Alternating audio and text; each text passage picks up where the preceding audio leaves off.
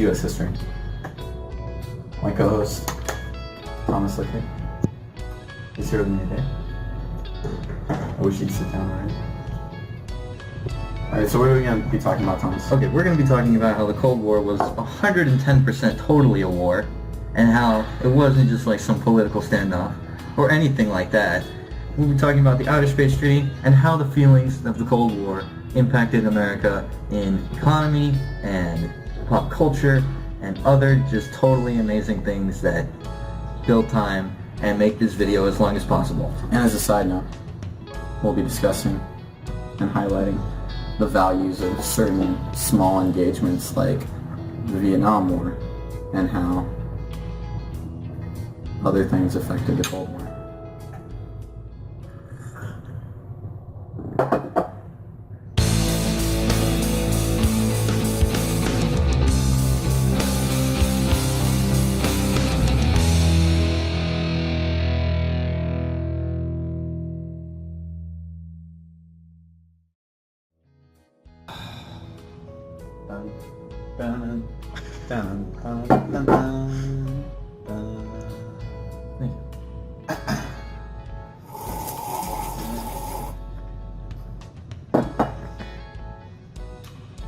So after the bombs fell from the U.S. and they landed on Hiroshima and Nagasaki, the two remaining superpowers after the war, the U.S. and Soviet Russia, began this huge technological arms race to be able to build as many nuclear weapons as they could. And in this time period, there was also the Truman Doctrine, that it would provide physical, political, military, and economical assistance to other democratic nations that didn't really have, support, and they were from internal communist conflict. So an example would be like how the British government decided not to assist the Greek government anymore, and they announced it publicly. So President Truman established the Truman Doctrine, which would assist the Greek political party and with their civil war against the Communist Party. And that's practically the reason that President Truman established it, to help other governments and stuff. Why are you here? I don't know. Dude, real? Okay. Get out of here, man. Come on. No, that's my bad. Stay down. What? Okay. So, instead of, with these huge stockpiles being built and just massive amounts of weapons that could just end lives just by the masses, it wasn't exactly a viable idea to just go around dropping nukes everywhere. So instead of all-out warfare with this massive amount of destruction and just power that these two countries had, it became more of a war of espionage. Like, not really playing the game, but helping people play the game for you. For instance, Austin Powers. there you go, yeah, totally. I have no idea. James what that- Bond. 007. Yeah. Okay. That's what he's talking about. That's it. I guess I did. Okay. So, with that being said, instead of just outright facing the Soviet Union, the U.S. more or less backed countries that were being influenced by communists within their country, kind of to keep communism in its own, within its own borders, and let it crumble on its own. You got conflicts like the Vietnam War. In fact, even North Korea versus South Korea. Communists kind of tried to spread, and instead of facing it directly, we aided the countries that were fighting it. That way we weren't exactly in the war, but we made sure that communism didn't go anywhere.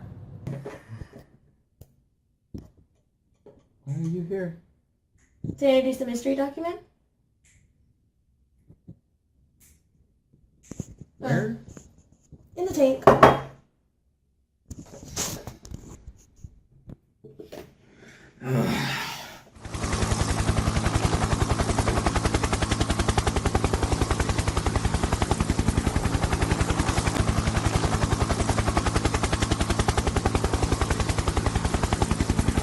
I get it. Why did you... Okay.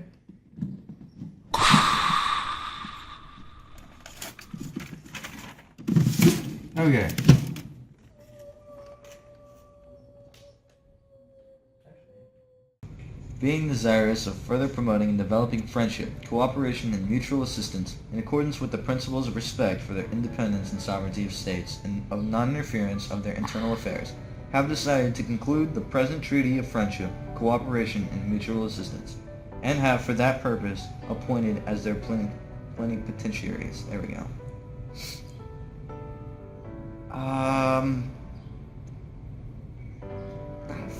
The Monroe Doctrine. I don't know. Is that it? Is it the Monroe Doctrine? Stan! Wrong.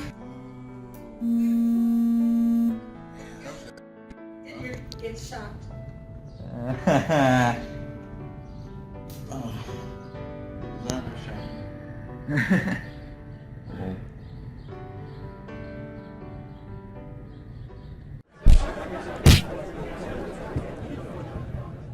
Warsaw Pact. Warsaw Pact. A pact in the Warsaw Pact that sought to establish a coalition of nations to oppose any UN involvement in the far eastern hemisphere, away from any other civilization like the Western Europeans. So the Eastern Europeans, like Ukraine, Yugoslavia, etc., came together with the Russians to form a coalition that would oppose Western involvement in their region and oppose any opposition to their opposition to capitalism. Bay of Pigs. Bay of Pigs. It was an invasion called the Bay of Pigs invasion. American forces entered Cuba to assassinate the dictadura of Cuba, named Fidel Castro. Unfortunately, in the attempt of capping him right in the face, they hit a double, and the double died. I played Black Ops 1, it actually happened. Confirmed. TLDR. Unfortunately, that started a major crisis in the region around the U.S., and forces from each side were ready to deploy. We were hitting DEFCON levels and high security alert levels all the way across the planet, literally spanning the entire diameter of the globe, surface area included. Later on in the 80s, Soviet Russia, the Soviet Union more specifically, invades Afghanistan. The invasion lasted about a certain amount of time, and Prince Bandar was sent by Osama bin Laden to the U.S. to call for either an end to affirmative action or troops to move into the area to help repel the Soviet attack and repair damage to the region. Gotta get those unfair college admissions taken care of. Exactly. No one should get points on a test or money for college that they don't deserve because of skin color. Just gonna say that right there. Space race. Space race. Space race. Space race. Space. Racist space. You gotta get people. The moral of the story is launch as many satellites as you can into the sky, and hope they stay up for as long as you can. Try not to blow up the moon. All the moon landings were fake. They were all filmed in Hollywood. Just to bankrupt the Soviets. 100%. Star Wars is a thing. Spaceballs was also a thing. Star Trek. Star Trek: The Next Generation. Lastly, pro tip, don't put nukes in orbit. There's laws against it now, and they're international and stuff. Outer Space Treaty. Can't put nukes in orbit. At all. Ever. Not cool. Okay, and later after the invasion of Afghanistan and the United States forces and Halliburton, led by Dick Cheney, moved into the area to repel the Soviet attack and repair Afghanistan. That happened, and the Soviets fled. Boris Yeltsin was eventually elected president after Ronald Reagan told President Gorbachev to tear down the wall. And that's pretty much what happened. And that's all I got to say about that. This has been Flash Force US 15. Flash something. What was it? Flash Force US History. And Yeah, Thomas on Denver. And that's it all.